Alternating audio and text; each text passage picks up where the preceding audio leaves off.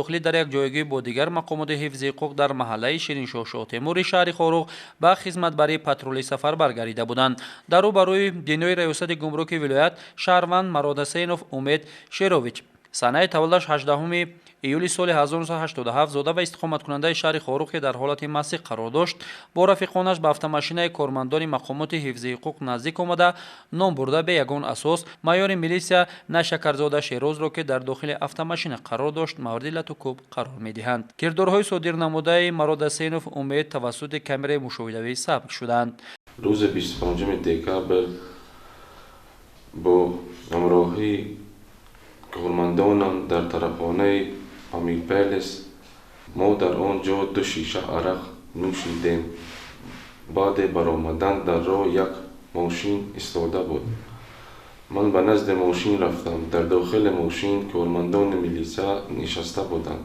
وقتی که آنها تریزه ماشین را پایان کردند، من با مشت به یگان نساس برای یک نفر کارمند میلیسا زدم. امرها مرا جدا کرده. بعد ما رفتیم.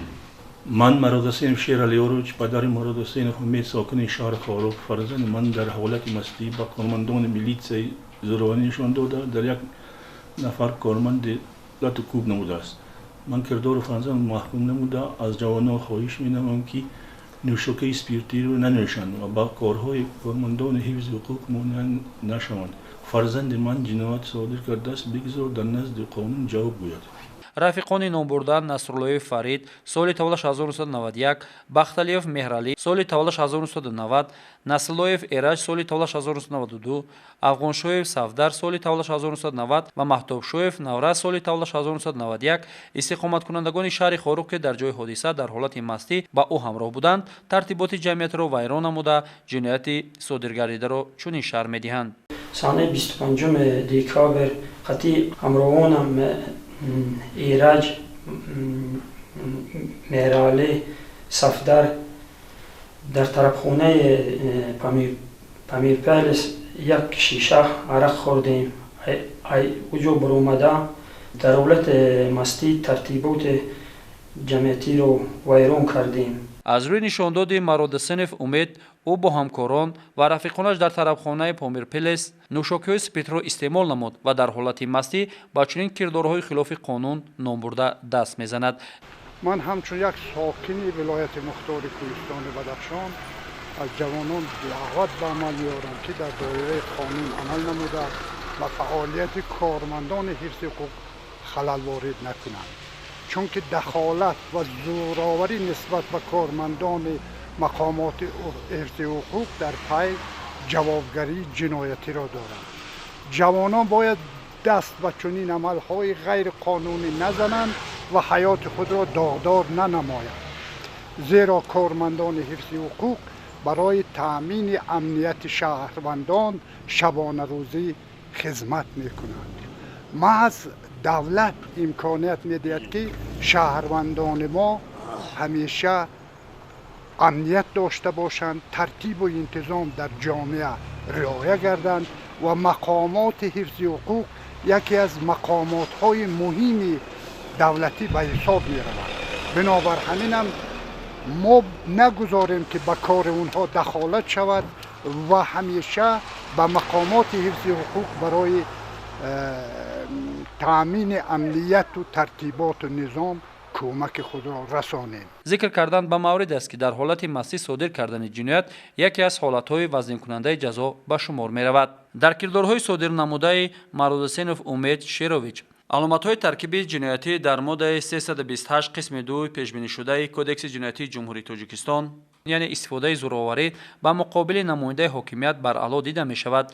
با در نظر داشت حالت مذکور نسبت نام برده با دسترسی ماده در بالا ذکر شده پرونده جنایی آغاز گردیده در پیشبرد تفتیشات شعبه تفتیشاتی ریاست وزارت کارهای داخلی در ولایت قرار دارد.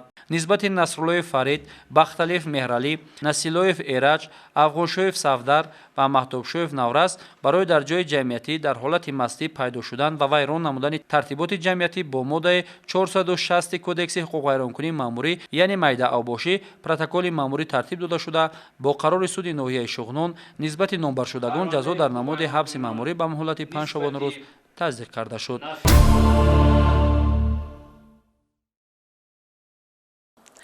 ашёҳои қиматноки рӯзгордорӣ, телевизор ва чангкашаку дучархаҳои сокинони деҳаҳои Тамошотеппа ва Чаманзори шаҳри Кӯлоб ҳадафи дуздон қарор гирифт. Милитсияи шаҳри Кӯлоб барои ошкор намудани ҷиноятҳои дуздӣ фаъолияти оперативиро ба роҳ монда, ахиран бо гузашти 2 ҳафта гиреҳи ҷиноятҳои сарбастаро боз намуд. аввалҳои моҳи декабри соли 2021 шахсони номаълум аз манзилҳои истиқоматии сокинони деҳаҳои дар боло зикр намуда ашёҳои қиматнокро тасарруф намуда дар умум ба ҷабрдидагон 42 000 сомонӣ зарари иқтисодӣ мерасонанд.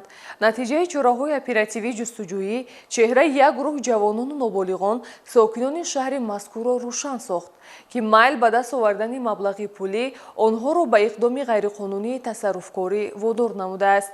вобаста ба шахсияти роҳбари гурӯҳи ҷиноятпеша гуфтан ҷоиз аст ки дар ҷодаи ҷиноят навкор набуда қаблан барои содири ҷинояти дуздӣ суд шудааст. маврид ба зикр аст ки 3 нафари дигар ки дар содир намудани ин ҷиноятҳои дуздӣ гумонбар дониста мешаванд дар кофтукови ҷиноятӣ қарор доранд.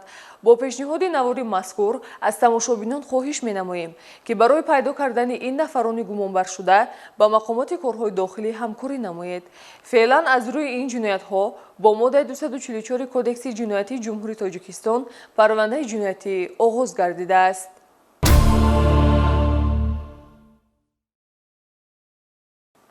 имрӯзҳо аз ҷониби баъзе аз ронандагон бинобар сабаби риоя накардани қоидаҳои аломатҳои дар роҳ буда садамаҳои нохуши нақлиётӣ афзоиш ёфта истодааст. чунончи санаи 28 декабри соли 2021 ронандаи автомошинаи тамғаи Opel Zafira рақами қайди давлатиаш 1222 LL01 Самандар Қодиров соли таваллудаш 1993 сокини шаҳри Истаравшани вилояти Суғд ҳангоми ҳаракат дар кӯчаи Ҳофизи Широзии пойтахт бинобар сабаби риоя накардани қоидаи ҳаракати роҳ аз уҳдаи идораи воситаи нақлиёт набаромада пиёдагарди 19-сола сокини ноҳияи Варзобро зада аз пой афтонидааст ки ҷабрида аз зарбаи сахти бардоштааш ҳангоми аз ҷониби ронанда ба беморхона интиқол додан дар роҳ мефавтад. вобаста ба ин қазия таҳқиқ идома дорад.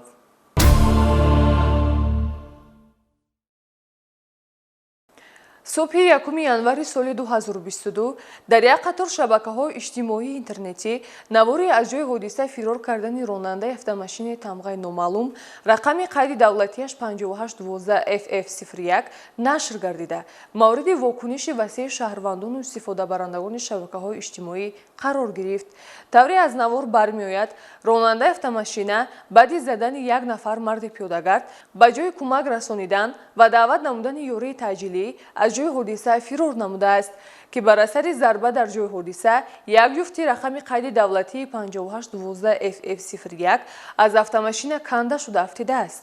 пас аз рух додани ин ҳодисаи нохуш шаҳрвандон бо ирсоли навори мазкур аз мақомоти корҳои дохилӣ дар шаҳри Душанбе дархост намуданд ки нисбати ронандаи фирорӣ чораҳои дахлдории қонунӣ андешида шавад. пас аз муроҷиати сокинони пойтахт раисати вазорати корҳои дохилӣ дар шаҳри Душанбе дарҳол гурӯҳи фаврӣ созмон дода аз пай боздошти ронандаи фирорӣ шуданд. дар натиҷа муайян гардид ки санаи 1 январи соли 2022 тахминан соати 4:10 субҳи барвақт ронандаи автомошинаи тамғаи Toyota Corolla рақами қайди давлатиаш 5812 FF01 шаҳрванд Қаҳинов Хизралӣ Лутфуллоевич санаи таваллудаш 1998 истиқоматкунандаи ноҳияи Рӯдакӣ ҳангоми ҳаракат тавассути кӯчаи Неъмат Қарабоеви шаҳри Душанбе аз уҳдаи идораи автомошина набаромада пиёдагарди 74-соларо зада аз пой афтонда аз ҷои ҳодиса ғайб задааст. дар натиҷа ҷабрида аз зарби автомошина пояш мешиканад ва аз ҷониби роҳгузарон ба беморхона интиқол дода таҳти назорати духтурон қарор дорад. вобаста ба ин қазия низ таҳқиқ идома дорад.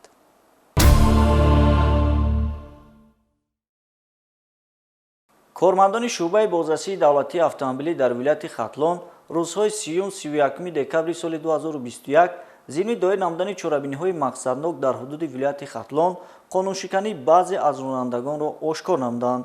ёдовар мешавем ки дар ин рейдҳо идора кардани воситаи нақлиёт бе ҳуҷҷати ронандагӣ дар ҳолати сархушӣ ва бе иҷозатномаи сиёҳшиша ошкор карда шуданд. аз ҷониби ҳайати шахсии шӯъбаи бозрасии давлатии автомобилии раёсати вазорати корҳои дохилӣ дар вилояти хатлон якчанд далели қоидавайронкуниҳои дағали ҳаракат дар роҳ ошкор карда шуд.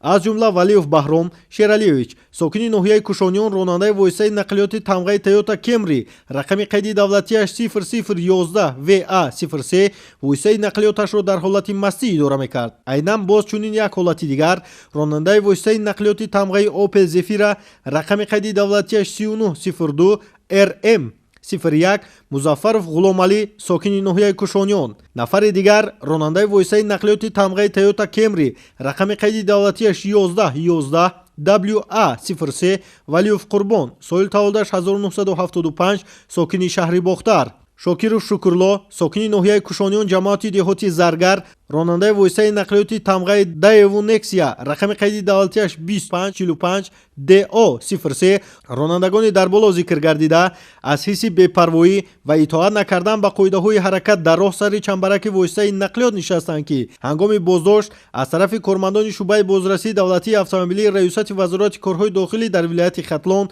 нисбати ронандагони мазкур, ки дар ҳолати мастӣ сари чамбараки воситаи нақлиёт нишастанд, бо дастрасӣ ба моддаи 332 кодекси ҳуқуқвайронкунии маъмурии ҷумҳурии Тоҷикистон протоколи ҳуқуқвайронкунӣ тартиб дода шуда аз рӯи тобеият ирсол карда шуд.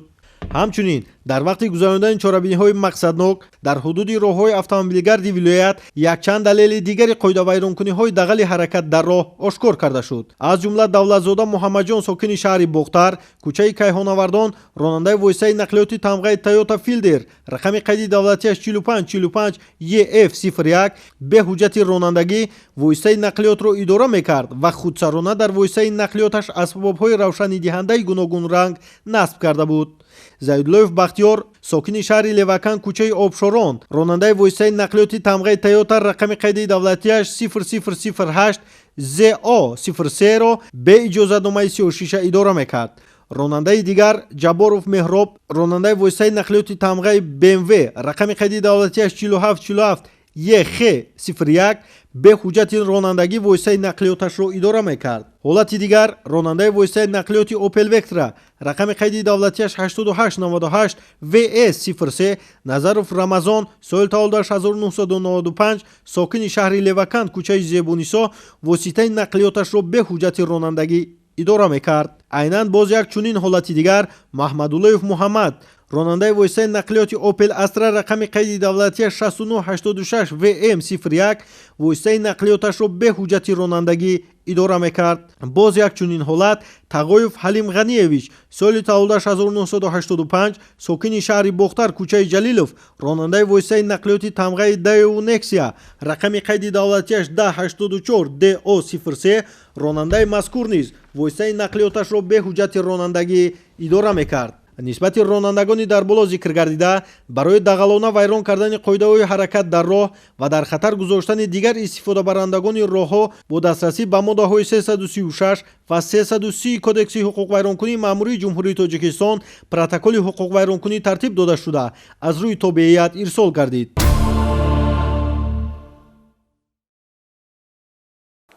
тамошобинони иззатманд, инҷо расидаем ба фарҷоми барнома. дар анҷоми барнома ба ҳар кадоми шумо рӯзгори хуш, саодату сарбаландӣ таманно намуда, хоҳони онем ки дар кишвар ҳамеша амнияти сарҷамъӣ ва осоиштагӣ ҳукмфармо бошад. хайр.